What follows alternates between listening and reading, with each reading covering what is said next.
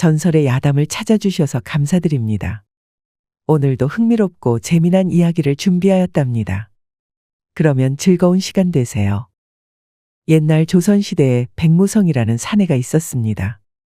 백무성은 하급 무관으로 대정이라는 직책을 맡고 있었는데요. 주로 병사들의 훈련을 담당하는 일이었지요. 일명 백대장으로 불렸습니다. 허나 사내답기로는 둘째가라면 서러운 백대장에게도 약점이 있었습니다. 경기도에서 으뜸 미인이라는 정은화라는 여인이었습니다. 백대장은 은화에게 푹 빠져 있었지요. 은하낭자, 그대는 나의 죄이자 영혼, 내 삶의 빛이요 생명의 불꽃이로다. 영원히 내 곁에 있어줘. 말만은 참 거창하군요, 백대장 나으리. 죄송하지만 저는 새치혀에 시이 감동하는 얼빠진 동네 처녀가 아니랍니다. 물론이요. 네, 그래서 이렇게 그대를 위해 선물을 가져오지 않았소. 백대장은 그러면서 옥비녀 하나를 꺼내었습니다. 이에 은화낭자도 비로소 새침한 표정을 지우고 미소를 띄었습니다. 그대의 고운 머리카락에 이 옥비녀를 장식해주고 싶소. 이 비녀는 그대에게 바치는 나의 마음이요. 부디 받아주시오. 나으리가 직접 꽂아주시와요. 알겠소. 자, 가만히 있어 보시오. 은하는 몸을 돌려서 도자기처럼 하얗고 매끄러운 목덜미를 보였습니다. 백대장은 침을 꼴깍 삼키며 떨리는 손으로 옥비녀를 손수 은하의 머리에 장식해 주었습니다. 옥비녀를 머리에 꽂은 은하는 천상을 노니는 선녀와 같았답니다. 어떻소? 마음에 드시오. 너무 좋아요. 은하는 백대장의 목을 팔로 감으며 끌어안았답니다. 백대장은 마침내 은하가 자신의 마음을 받아줬다고 생각했지요. 그러나 이는 백대장의 착각에 불과했습니다. 하루는 백대장이 은하를 생각하며 그녀를 만나러 가기로 마음먹고 발걸음을 옮기던 중이었습니다. 그런데 관아 앞을 지나가다가 화려한 한복을 차려입은 은하가 사또의 팔짱을 끼고 다정하게 웃고 있는 모습이 눈에 들어왔습니다. 아름답구려 은하낭자. 내가 준 금비녀를 꽂고 있으니 그야말로 궁궐의 중전마마를 베는 듯 기품이 넘치고 우아하오. 부끄럽사옵니다. 백대장은 순간 말을 잃고 멍하니 그 장면을 바라볼 수밖에 없었습니다.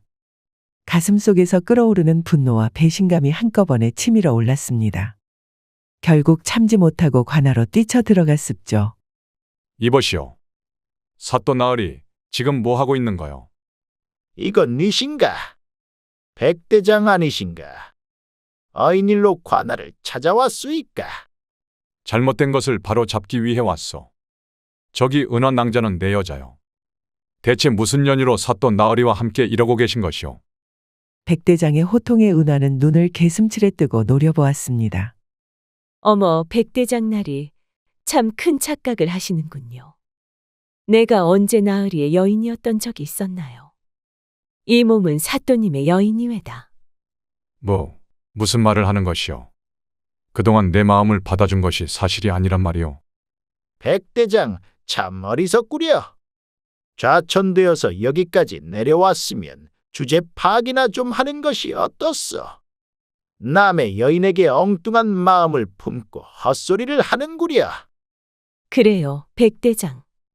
사내답고 듬직한 사또께서 저를 훨씬 더 아껴주시고 계신답니다. 그러니 헛된 기대는 접고 차라리 그 힘을 공무에 쏟도록 하시오. 그리하면 혹여 모르지. 다시 복직할 날이 올지 어떻게 알겠소? 그러게요. 고장 여인에게 눈이 팔려서 자기 일도 제대로 못하는 사내는 영 매력이 없지요. 사또 나으리는 다르지만요. 아, 여인의 마음은 갈대와 같다고 하였나요? 은하와 사또의 비아냥에 백대장은 큰 충격을 받았습니다. 어찌나 충격이었는지 뭐라 대거리도 못하고 터덜터덜 발걸음을 돌려 나와야 했습니다. 그리고 그대로 주막으로 가서 진탕 술이나 퍼마셨습니다. 뼈아픈 이별의 아픔과 치욕을 술로 잊으려 한 것이지요. 술독에 빠져 사는 백대장은 매일 밤 고주망태가 되어 집으로 돌아갔습니다. 그러던 어느 야심한 밤이었습니다. 그날도 독주를 잔뜩 들이붓고 인사불성이 되었습니다. 그날따라 밤하늘의 달이 짙은 구름에 가려져서 한 치 앞도 잘 보이지 않았습니다. 잔뜩 취해서 어두컴컴한 밤길을 걷다 보니 도무지 길을 제대로 알아볼 수가 없었습니다. 이거야 원. 어두워서 천지분간이 되지 않는구나. 백대장은 투덜거리며 비틀거리는 발걸음을 옮겼습니다. 그러다가 웬 외딴 사당에 도착했는데요. 아무래도 길을 잘못 들어서 완전 다른 곳에 도착한 것이었죠. 백대장은 술에 너무 취해서 다시 길을 찾아 나서기 귀찮았습니다. 그래서 이참에 사당에서 하룻밤 보내고 아침이 되면 집으로 돌아가기로 했습니다. 그러고 자리를 잡았는데 사당 한가운데에 놓인 커다란 장군상을 발견했습니다. 크기가 못해도 열척은 되어 보였는데요. 부리부리한 눈을 치켜뜨고 양손에 큼지막한 장도리를 하나씩 쥔 모습이 퍽이나 위압감 넘쳤지요. 어이구야. 성격이 있으셨구만. 내 백대장이라고 하오. 무례하게 들어왔으니 내 장군님께 술 한 잔 올리겠소. 취기가 얼근하게 오른 탓일까요? 아니면 장군상도 백대장처럼 외로이 버려져 있어서 동질감이 들어서일까요? 백대장은 허리춤에 찬 술병을 꺼냈습니다. 그리고 바닥에 굴러다니는 술잔 2개를 들어 먼지를 후 불어내고 따랐습니다. 한 잔은 장군상에게, 다른 한 잔은 백대장에게였죠. 거참. 나 같은 학은 무관과는 달리 장군님은 위풍당당하시구려. 도대체 어인 일로 이런 사당에 홀로 버려지게 된 거요. 뭐 대충 알겠어. 진짜 사나이들은 자고로 외로운 법이니까. 자, 장군님이 먼저 드시오. 그래야 나도 들지 않겠소. 백대장은 중얼중얼 주정을 부리며 술잔을 계속 꺾었습니다. 그러다가 만취하여 결국 정신을 잃고 널브러져 잠에 들었습니다. 밝은 햇살이 얼굴의 정면으로 내리쬐어서야 겨우 잠에서 깨어났습니다. 어이구, 졸지에 노숙을 해버렸구만. 이거 참 실례하였소 장군. 백대장은 장군상 앞에 꾸벅 머리를 숙여 절하고 사당을 나왔습니다. 그리고 곧바로 귀가하였지요. 그런데 어째 숙취는 하나도 없고 기운이 펄펄 나는 것입니다. 뿐만 아니라 마음 한켠 무겁게 짓누르던 시련의 슬픔도 한층 사그라든 기분이 들었습니다. 백대장은 시원하게 기지개를 피며 한숨을 내뱉었습니다. 그래, 여자에 미쳐서 살던 내가 바보머저리지. 세상에 반은 여인이어라. 사내대장부가 되어서 그깟 일로 축축 처지면 안 될 일이야. 머리가 맑아지니 몸도 한결 가벼워진 느낌이었습니다. 병사들을 훈련시키는 일도 능숙하게 처리하며 예전처럼 지친 기색 하나 없이 군무를 맡았습니다. 허참, 이게 다 장군님의 덕분인가? 그저 술 한 잔 올렸을 뿐인데 이렇게 내 기운이 펄펄 날 줄이야.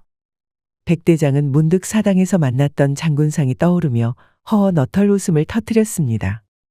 그러고는 별일 아닌 듯 넘어갔지요. 그날은 술도 입에 대지 않고 침소에 들었습니다. 그렇게 깊이 잠에 들었습니다. 그런데 이상한 꿈을 꾸게 되었습니다. 꿈속에서 백대장은 마당에서 홀로 검을 휘두르며 무예를 단련하고 있었습니다. 그런데 갑자기 누군가가 대문을 쿵쿵쿵 두들기는 것 아닙니까? 그러면서 천둥 같은 목소리로 백대장 날쌔라고 외치는 겁니다. 백대장은 무슨 일인고 하여 하인에게 문을 열라 하였죠. 대문이 열리지 어마어마하게 큰 거 아니 목을 굽히고 집 안으로 쑥 들어오는 겁니다. 이보시오 백대장. 오늘은 내 술 한 잔 대접하러 왔소이다. 실례하오만 니시오.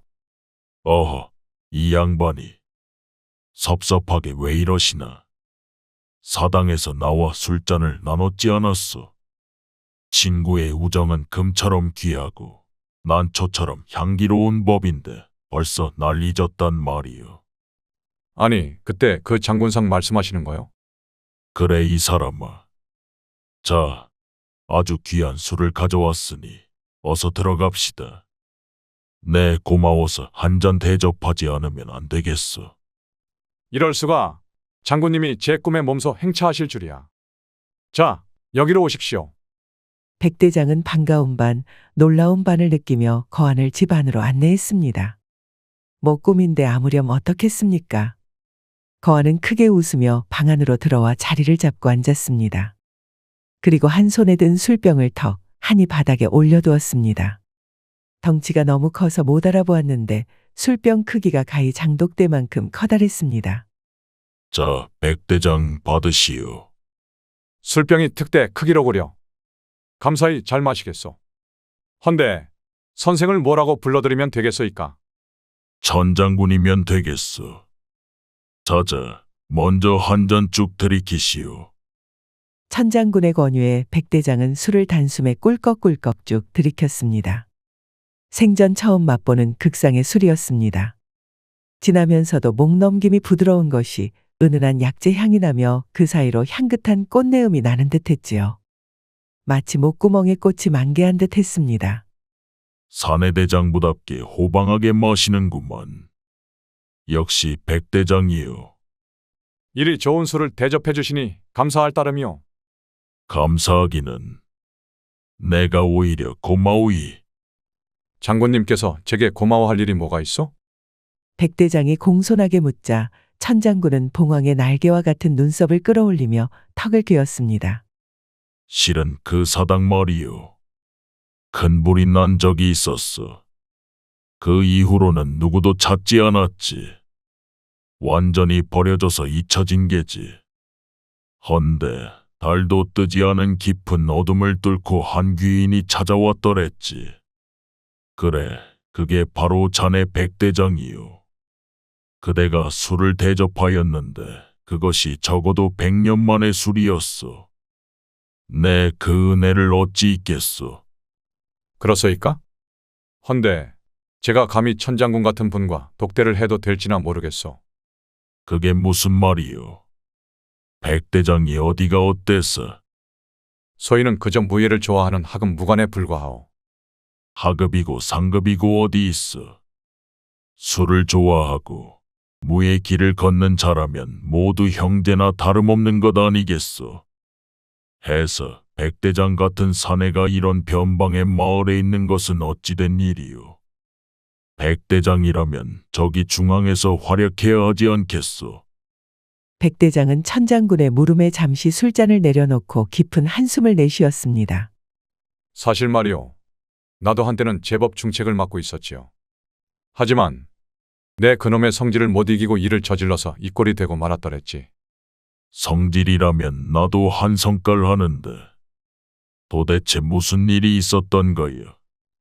그때 내가 섬기던 상관 바로 그 절제사가 아주 천하의 못된 놈이었소. 병사들은 허리띠를 졸라매고 고된 훈련을 감내하고 있었는데 놈은 병사들에게 줘야 할 봉급까지 횡령하면서 자기 배만 불리던 자였지요. 이런 천벌 받을 놈. 어디 그런 되먹지 못한 버러지 같은 작자가 있단 말이요. 그래, 그래서 어찌한 거요? 어찌하긴 그대로 놈의 뺨을 후려갈겨 버린 거지. 거참 화통하구만. 백대장은 과거를 회상하며 한숨을 푹 내쉬었습니다. 병사들은 직급 때문에 아무 말도 못하고 쩔쩔매고 있던 것에 백대장이 직접 나서서 대거리를 했더랍니다. 처음에는 나도 그럴 생각이 없었어. 군법과 군율이 있는데 어찌 상관에게 언성을 높이겠어? 헌데 병사들의 피 같은 봉급을 도대체 어디에 쓰는 거요? 라고 물으니 그놈이 뭐라고 하는 줄 아시오? 뭐라 하였소? 아니 글쎄, 놈이 빳빳하게 고개를 치켜 세우더니 내게는 그런 권한이 있다. 어딜 감히 대적 나부랭이가 군의 통솔자에게 권위를 묻는가? 라며 시치미를 떼더이다. 백대장은 술잔을 들고 쭉 들이켰습니다. 그때만 생각해도 뱃속에 화가 부글부글 끓어서 아주 미치고 팔짝 뛸 것 같았기 때문이죠. 그 순간 눈앞이 벌개지면서 피가 끓어올랐지요. 그리고는 그 위대하신 절제사 나으리의 뺨을 그대로 후려갈기고 말았지. 그놈이 뒤로 나가 떨어지는 꼬락서니는 볼만했어. 헌데 그 탓에 소인은 목이 날아갈 뻔했어. 그나마 병사들이 증언하고 읍소하여 겨우 좌천으로 끝났지. 천장군은 그 말을 듣고는 고개를 끄덕이며 진중한 표정으로 술잔을 들어 올렸습니다. 사내라면 그럴 만한 일이 아니겠소. 그 막대목은 자식의 뺨을 후려쳤다니 그건 잘한 일이요.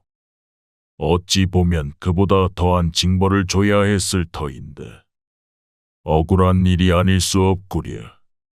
백대장은 천장군의 호쾌한 말에 위로를 받는 듯 미소를 지었습니다. 이리 억울한 마음을 누가 풀어주겠나 했더니 장군님이 이렇게 나타나셔서 등을 두들겨 주시는 구려. 이젠 됐소. 마음이 가벼워서 억울하고 뭐고 없소이다. 그래, 그게 진짜 사나이지. 옳은 말을 하고 나락으로 떨어지더라도 진정한 장보는 뜻을 굽히지 않는 법이요. 그러니 기운 잃지 말고 한 잔 더 들게나. 장군님 말씀을 들으니 내 기운이 절로 차오르는 것 같소. 그렇게 두 사람은 밤새 술잔을 나누며 이야기꽃을 피웠습니다. 천장군과 술을 나누며 무예와 의지를 다졌고 더욱 기운이 펄펄 나며 몸이 가벼워졌습니다. 꿈에서 깨어난 백대장은 그날 아침도 상쾌하게 눈을 떴습니다. 이거 참 신기한 일이로군. 꿈속에서 술을 마셨을 뿐인데 어찌 이리 기운이 넘치는 것인가? 그 후로도 천장군은 종종 꿈속에 나타나 백대장과 술을 나누며 무술을 가르침 받았습니다. 그러고 다음날 아침 그대로 그 동작을 따라하니 에그머니나 어려웠던 동작이 단숨에 되지 뭡니까? 그렇게 백대장의 무예는 날로 발전해 나갔습니다. 한편 사또는 큰 공경에 처해 있었습니다. 지금까지 뇌물을 받아왔던 사실이 몽땅 들통나게 생긴 것입니다. 사또는 심각한 표정으로 술잔을 기울이고 있었습니다. 그 옆에는 어두운 표정의 은하가 술시중을 들고 있었지요. 은하는 옆에서 사또를 살피며 표정을 주시하고 있었습니다. 사또는 긴장한 표정을 지으며 입을 열었습니다. 이거 큰일이군. 내가 그동안 받아온 뇌물들이 하나둘씩 들통날 조짐이 보이고 있어. 정부의 감찰관들이 내 턱 밑까지 쫓아왔단 말이오. 아무래도 위에서 조사단이 내려올 모양이야. 그럼 어떻게 하실 작정이세요? 그대로 잡히기만을 기다리실 건가요? 은하의 차가운 목소리에 사또는 고개를 돌리며 답답한 듯 숨을 몰아쉬었습니다. 그럴 순 없지. 내 이 자리를 지켜온 게 얼마나 힘들었는지 아시오? 허나 이미 빠져나가기엔 너무 늦은 것 같소. 사또는 술을 쭉 들이켰습니다. 그리고 두 눈을 희번뜩 떴는데 탐욕과 야욕으로 번들거렸지요. 다른 사람이 대신 뒤집어 쓸 수밖에. 암요. 야심가라면 누구나 다 뇌물 정도야 하는 거 아니겠어요? 그게 뭐 그리 큰 죄라고. 어디 비루한 자에게 뒤집어 씌우면 끝이지요. 그러면 누가 좋겠어요? 백무성 그놈이 딱이겠군. 병사들을 훈련시키며 꽤나 믿음을 얻고 있긴 하지만 하급 무관에 불과하니 그에게 뇌물 횡령의 죄를 씌운다면 믿지 않을 이가 없을 거야. 백대장이요. 하지만 그 사람은 뇌물 같은 건 받을 인물이 아니지 않나요? 그럴 리가 있겠나. 권세에 휘둘리지 않고 자기 소신을 굽히지 않는 자가 가장 쉽게 모함에 빠지는 법이지. 그놈은 상관에게 바른 말을 하다가 좌천당했으니 그를 헐뜯을 빌미는 차고 넘칠 것이요. 좋군요. 그깟 인간 하나 목이 날아간다 해도 아무도 신경 쓰지 않을 테니까요. 그래, 그놈이 병사들의 봉급을 횡령하고 무기까지 몰래 팔아넘겼다는 죄목을 만들면 딱 맞겠군. 그렇게 몰아세우면 누구도 나를 의심하지 않을 것이야. 두 사람은 비열한 미소를 지으며 음모를 치밀하게 계획해 나갔습니다. 다음 날이 되자 사또는 재빨리 백대장을 고발했습니다. 일단 시선을 다른 곳으로 돌려야 했으니까요. 영문도 모른 채 끌려온 백대장은 억울함을 호소하였으나 이미 판관들은 사또에게 뒷돈을 두둑히 받아서 소용이 없었습니다. 상소문이 올라왔지만 사또는 모든 상소문을 가로채어서 파기해버렸지요. 덕택의 백대장은 점차 궁지에 몰리게 되었습니다. 백무성 대정, 그대가 병사들의 봉급을 횡령하고 무기고의 무기들을 불법으로 판매했다는 혐의에 대해 어찌 변명할 것인가? 아무리 말해도 듣지 않으니 무슨 말을 하겠소. 다만 소인은 하늘 아래 부끄러운 짓을 한 적은 없소이다.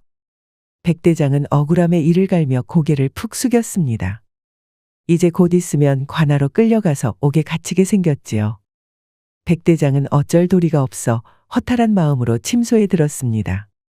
어쩌면 이렇게 편한 잠자리에서 누워 잘 날이 얼마 남지 않았습니다.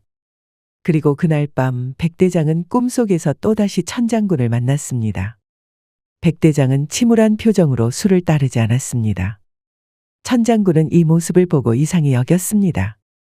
어이 백대장, 얼굴이 어찌 그리 죽상이 되었는가? 무슨 일이라도 있는 겐가? 백대장은 무겁게 한숨을 쉬며 자초지종을 털어놓았습니다. 사또가 뇌물로 재판관들을 매수하고 자신에게 누명을 씌워 끌려가게 생긴 일을 말했습니다. 천장군은 이야기를 듣고는 크게 눈을 부릅뜨며 탁자를 내리쳤습니다. 그러자 탁자가 반으로 부서지면서 무너져 버렸습니다. 이 무슨 그 사또라는 자가 너를 모함한 게 아니더냐? 이건 분명히 부당한 일이로구나. 그렇소. 하지만 이게 참. 이미 재판관들까지 모두 매수당했으니 어찌할 도리가 없구려. 천장군은 분노에 가득 차 고개를 흔들었습니다. 그러나 이내 침착하게 다시 술잔을 들고 백대장을 바라보며 말했습니다. 과인이 그 문제를 해결해 주겠소. 백대장 전에는 한양으로 올라가게. 그곳에 내가 알려준 집을 찾아가면 돼요. 갈 때는 붉은 끈을 오른팔에 묶으시오. 그리고 가서 천장군이 보냈다. 고만하면 될 거요. 그게 도대체 무슨 뜻이오? 그만, 이 문제는 내가 알아서 해결할 터이니 과인을 믿고 따르시오. 장군님이 그렇게까지 말씀하신다면 알겠소. 다음 날 백대장은 관하로 끌려가서 옥에 갇힐 위기에 처해 있었지만 사또가 보낸 명령이 조금 지체된 덕분에 시간이 생겼습니다. 그야말로 천운이 아니라고 할 수 없었지요. 이에 백대장은 갑자기 멀리 친척이 병이 위중하다는 핑계를 대고 급히 한양으로 갈 수밖에 없다는 말을 전했습니다. 사또는 백대장이 어차피 옥살이를 피할 수 없을 거라 생각했습니다. 백대장은 그야말로 도간에 든 쥐 신세니까요. 해서 별다른 의심 없이 허락을 해줬습니다. 이 얼마나 오만하기 짝이 없는 생각인가요? 허나 그 덕에 백대장은 간신히 시간을 벌게 되었죠. 백대장은 당일 아침 해가 뜨자마자 짐을 꾸려 한양으로 떠났습니다. 한양에 도착한 백대장은 천장군이 가르쳐준 집을 찾아 나섰지요. 오랜만에 올라온 한양은 많은 것이 바뀌어 있었습니다. 백대장은 사람들로 북적거리는 한양을 헤매이다 겨우 천장군이 일러준 장소에 도착하게 되었습니다.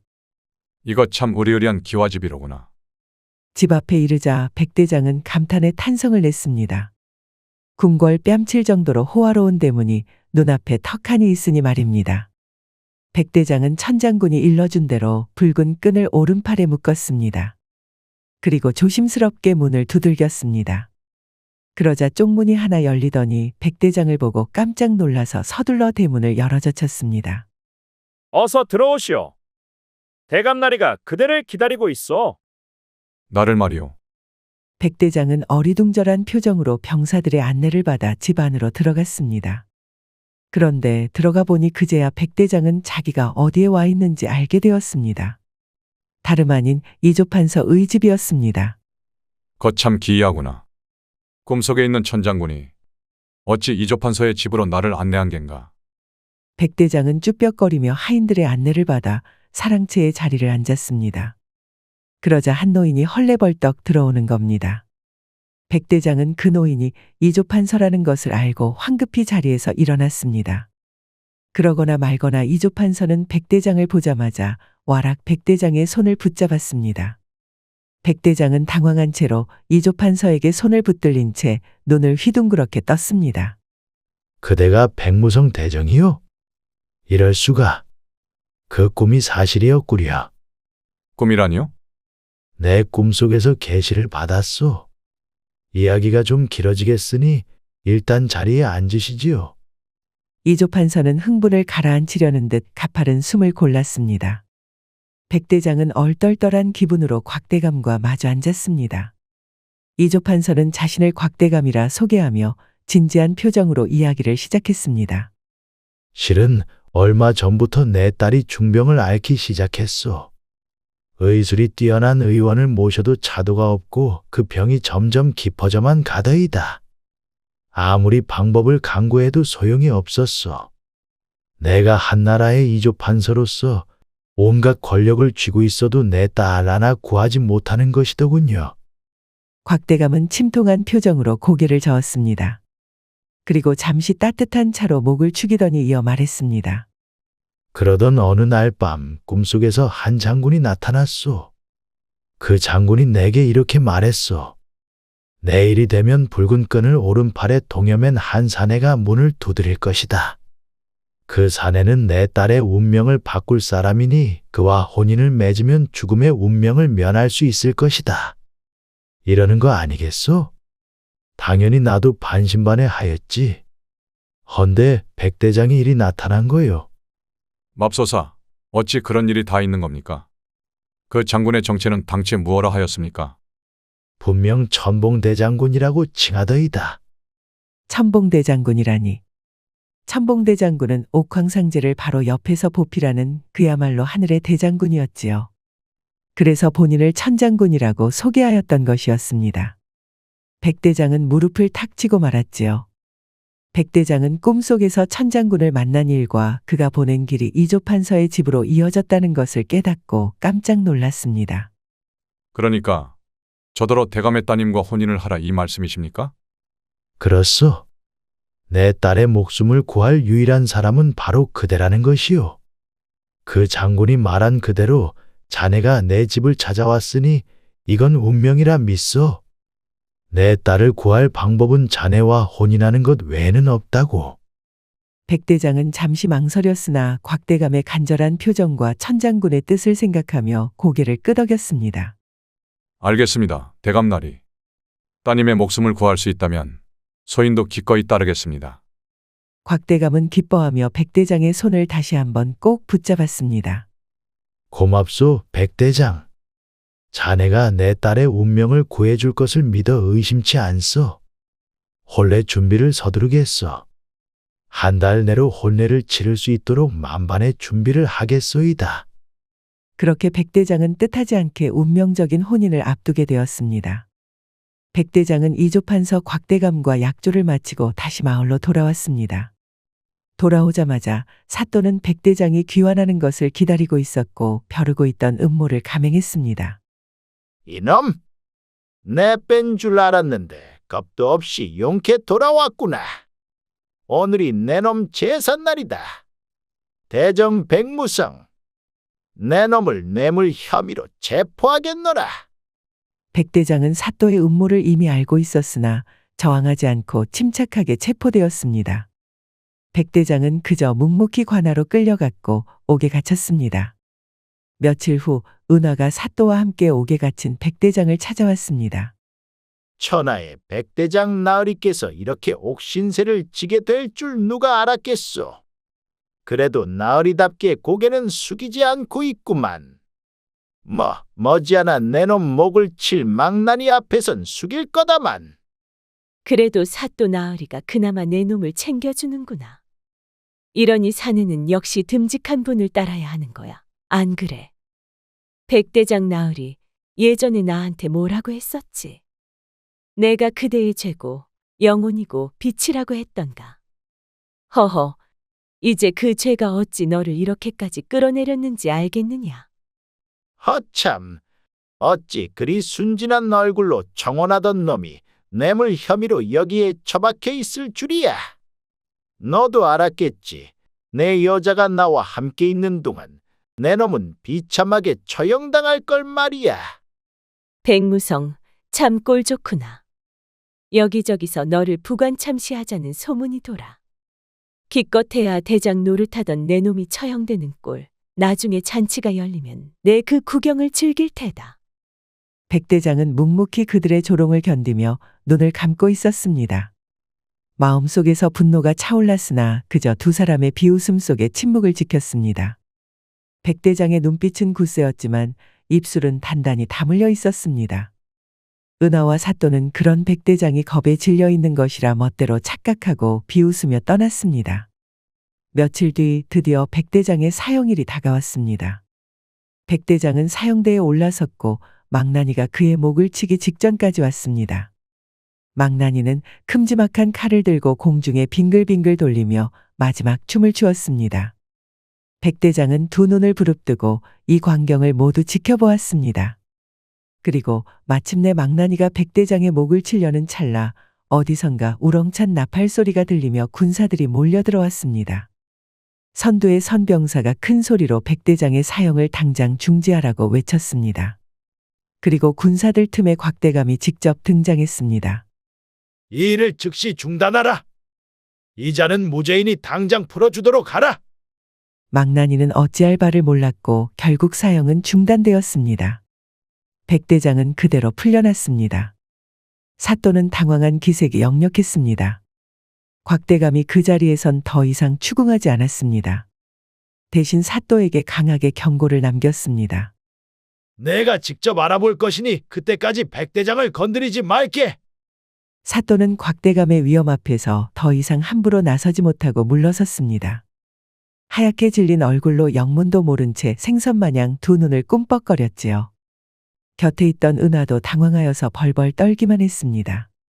며칠 뒤 사또의 죄목을 밝혀내려는 곽대감의 조사가 본격적으로 착수되었습니다. 그러자 어떻게 되었을까요? 어떻게 되긴요. 사또가 저지른 온갖 악행이 아주 그냥 무더기로 적발되었습니다. 뇌물수수, 탈세, 횡령 그리고 온갖 비리들이 하나하나 밝혀졌지요. 사또의 치부가 드러나자 관아의 관리들과 백성들은 경악을 금치 못했습니다. 그러나 이보다 더 큰 충격은 사또가 백대장에게 씌운 누명이었다는 사실이었지요. 곽대감은 서리빨 같은 기세로 사또의 비리를 낱낱이 폭로했습니다.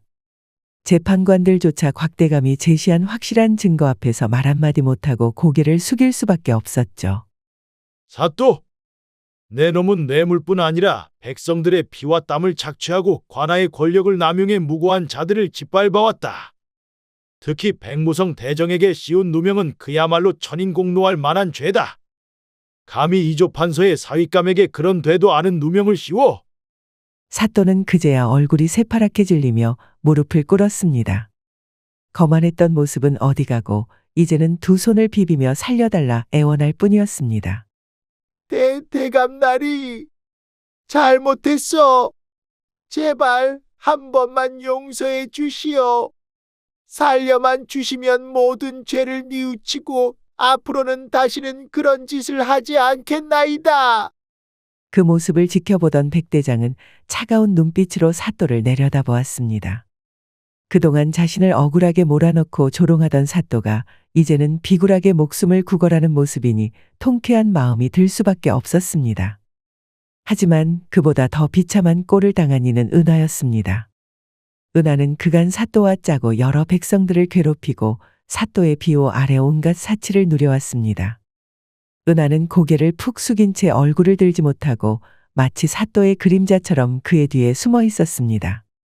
백대장이 그녀를 향해 차갑게 쳐다보자 은하는 그제서야 머리를 조아리며 말을 더듬었습니다. 백대장 나리, 제가 잘못했어요. 사또와 손잡고 나쁜 짓을 했던 것 진심으로 뉘우칩니다. 그때는 정말 어쩔 수 없었어요. 저도 다 사또 나리 때문에 그런 거예요. 제발 용서해 주세요. 살려만 주세요. 그렇게 당당하게 백대장을 비웃던 은하는 이제 눈물 콧물 범벅이 된 채 바닥에 납작 엎드려 있었습니다. 백대장을 향해 비굴하게 용서를 빌고 있는 은하의 모습은 더할 나위 없이 비참했지요. 그 모습을 보고 있던 관리들과 백성들도 차마 눈을 떼지 못했습니다. 용서는 내가 아니라 그대들이 저지른 악행으로 고통받았던 백성들에게 해야 할 거요. 백대장이 차갑게 말하며 입을 다물었습니다. 그러자 곧바로 곽대감이 마지막 선고를 내렸습니다. 사또 그리고 은하, 그간 너희들이 저질러온 죄악은 용서받을 수 없다. 백성의 고열을 빨아먹고 무고한 자를 죽음으로 몰아넣으려 한 죄, 법의 심판을 받게 될 것이다. 그 말에 사또와 은하는 더더욱 엎드리며 목숨을 구걸했지만 더 이상 그들의 비굴한 소리는 아무에게도 통하지 않았습니다. 백대장은 그들의 무릎 꿇은 모습을 잠시 지켜보다가 천천히 몸을 돌렸습니다. 이후로 사또와 은하는 형장의 이슬로 사라졌습니다. 반면 백대장은 곽대감의 딸과 혼례를 가졌습니다. 사또의 딸 서화는 병색을 완전히 걷어내고 건강해져서 백대장을 맞이했답니다. 서화의 미모가 어찌나 출중하던지 백대장은 지금까지 살면서 이렇게 아리따운 여인은 본 적이 없었지요. 게다가 무엇보다 중요한 마음씨는 어찌나 또 곱던가요. 첫날 밤에 백대장과 서화는 아침까지도 끈떡지게 뜨거운 거사를 치렀답니다. 뿐만 아니라 천장군에게 배운 무예 덕분에 점차 중앙에서도 인정받기 시작했습니다. 백대장은 여러 전장에서 무공을 세우며 나라를 지켰고 당당히 출세하여 중견 장군으로 자리 잡았습니다. 그 이후에도 간혹 천장군이 불쑥 꿈속에서 백대장을 찾아서 술을 나누며 우정을 다졌답니다. 옛말에 산마태수라는 것이 있습니다. 세 마리의 말을 타고 오는 수령이라는 뜻으로 재물에 욕심이 없는 깨끗한 관리를 칭하는 뜻이지요. 백대장은 청렴결백한 성품으로 공경에서도 그 올곧은 마음을 꺾지 않았습니다. 우리도 살면서 그릇된 욕심을 품게 되는 경우가 있습니다. 허나 그때마다 산마태수를 기억하여 마음을 다잡아 봅시다. 즐거운 시간이 되셨을까요? 앞으로도 재미난 이야기를 더 잔뜩 준비하겠습니다. 흥미가 있으시면 다른 이야기도 봐주시면 감사하겠습니다. 그러니 구독과 좋아요, 알림 설정 부탁드립니다. 편안한 하루 되시길 바랍니다.